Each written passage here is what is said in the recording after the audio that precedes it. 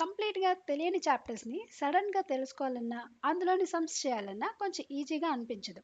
అందుకే ముందుగా కొంచెం కొంచెంగా తెలుసుకొని, కాస్త ఐడియా వచ్చాక, అర్థమయ్యాక నెక్స్ట్ లెవెల్‌లోకి ఎంటర్ అవ్వడం మంచిది.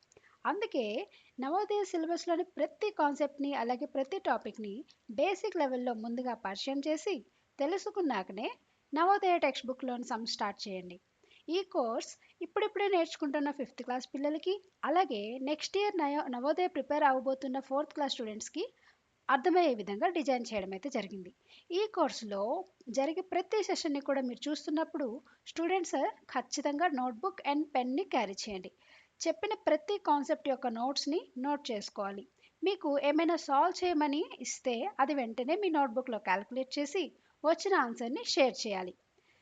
మీరు నిజంగా ఒక టీచర్ ఉన్నట్టు ఊహించుకొని చెప్పిన పాయింట్స్ని నోట్ చేసుకుంటూ ఇచ్చిన ప్రతి ఇన్స్ట్రక్షన్ని ఫాలో అవుతూ క్లాసెస్ చేసుకుంటే ప్రతి మ్యాథ్స్ కాన్సెప్ట్ని అర్థం చేసుకుని నేర్చుకుంటారని ఆశిస్తున్నాను.